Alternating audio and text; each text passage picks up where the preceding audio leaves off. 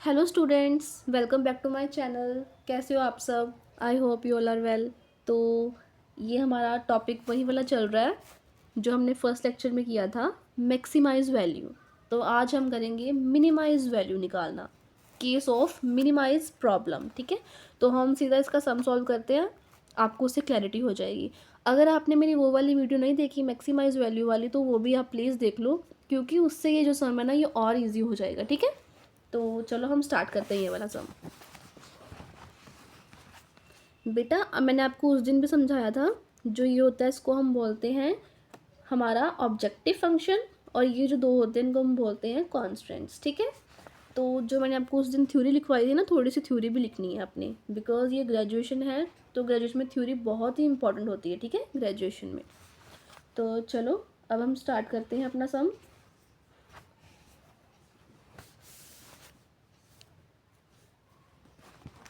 वो थ्योरी ज़रूर लिखनी है, ठीक है, क्योंकि थ्योरी जो है वो बहुत इंपॉर्टेंट होती है ग्रेजुएशन में। तो चलो हम अब सम सॉल्व करते हैं। सबसे पहले मैंने आपको उस दिन बताया था कि कैसे हमने स्टार्ट करना है। सबसे पहले हमने लिखना है we draw the graph of, first equation क्या है, 20x1 50x2 इक्वल्स टू 4800। ठीक है, सबसे पहले हमने x1 में ज़ीरो पुट करना है, x2 निकल आएगा, x2 में ज़ीरो पुट करना है, x1 निकल आएगा। ठीक है, फॉर x1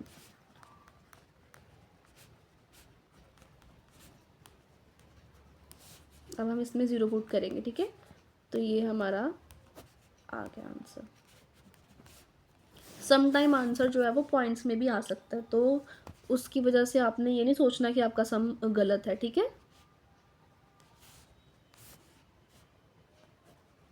हम अब नेक्स्ट इक्वेशन में फिल करेंगे 0।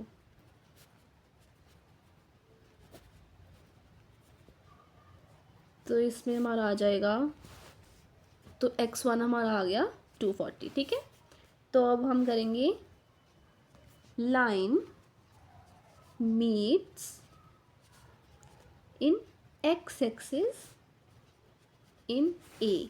मैंने आपको बताया था ना कि ABCD हम नाम रखेंगे, तो हमारा जो फर्स्ट प्लेन हो गया उसमें जो हमारा x1 है वो है 240, तो x2 ज़ीरो हो जाएगा। वैसे ही सेम y एक्सिस के लिए इसको हम नाम दे देंगे B। तो हमारा x2 कितना आया है 96, तो इसमें x1 ज़ीरो हो जाएगा और x2 96 हो जाएगा। ठीक है, अब वैसे ही सेम टू सेम जैसे हमने फर्स्ट इक्वेशन के लिए निकाला ना, हम सेकंड इक्वेशन के लिए निकालेंगे। ठीक है, अगेन लेट अस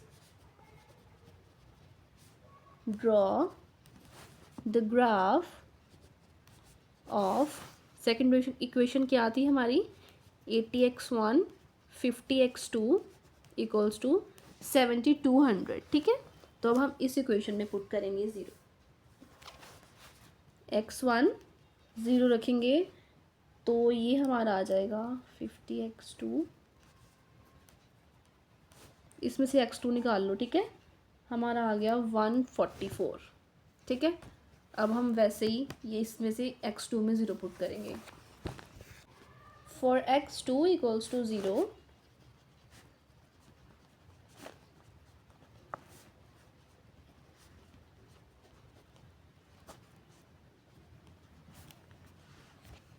तो अब हम x, तो इसमें से हमारा जो है वो x1 निकल आएगा 90। ओके, तो x एक्सिस पे जो हमारा C पॉइंट आया वो आया है 90 और 0। ठीक है, वैसे ही हमारा D पॉइंट जो है वो y एक्सिस पर आया है 0, और जो यहाँ पे आया था 144। ओके, तो अब हमारे पास ABCD 4 पॉइंट आ गए हैं, तो अब हम ग्राफ बनाएंगे अपना। ओके,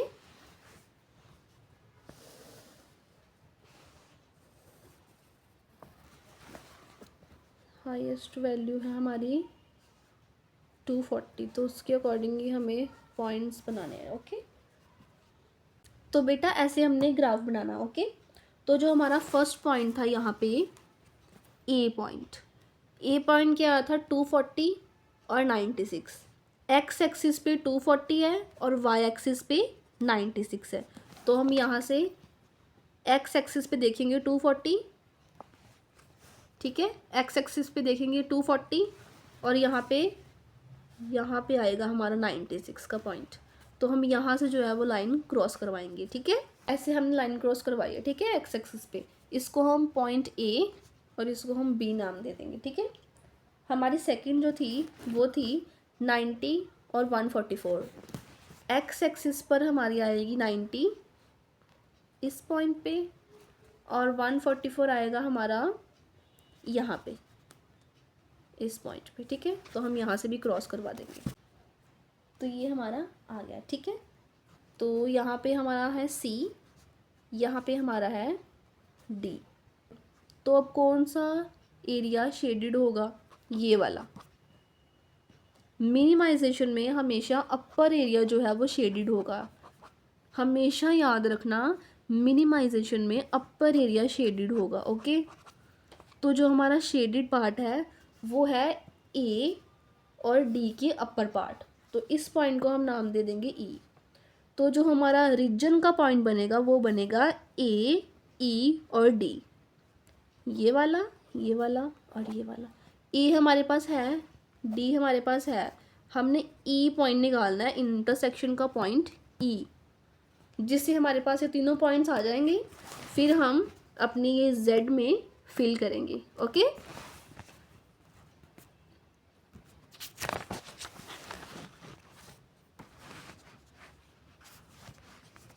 तो ए, ई और D is the feasible region which is bounded, okay। to find the intersection, यहाँ पे हम लिखेंगे to find the intersection।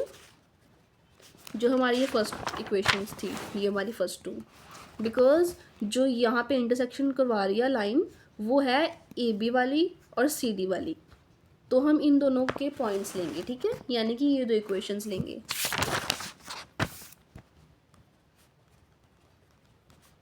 ये हमारी फर्स्ट इक्वेशन और ये हमारी सेकंड इक्वेशन। आप अपने अकॉर्डिंग कोई भी मेथड लगा सकते हो, सब्स्टिट्यूशन लगाना है, एलिमिनेशन लगाना है, ठीक है। यहाँ पे ये हमने कट किए।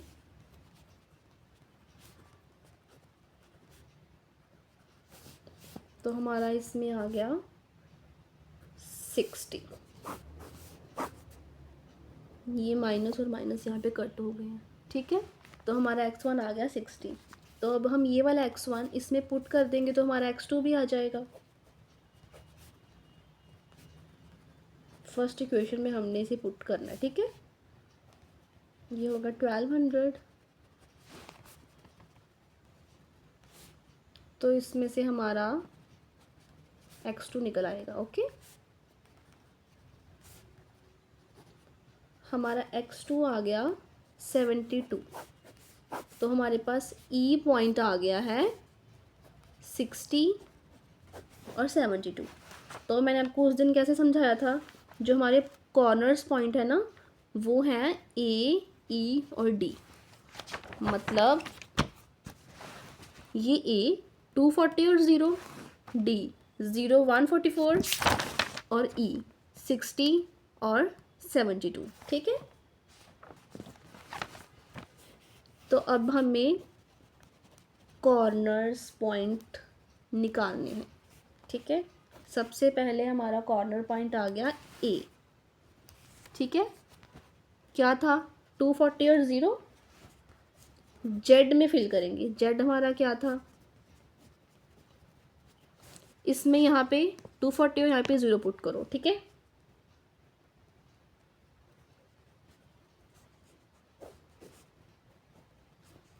यहाँ पे 0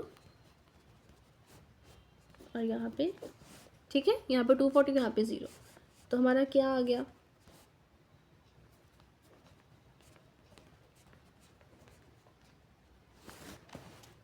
अब हमें क्या करना है, ई पॉइंट फिल करना है।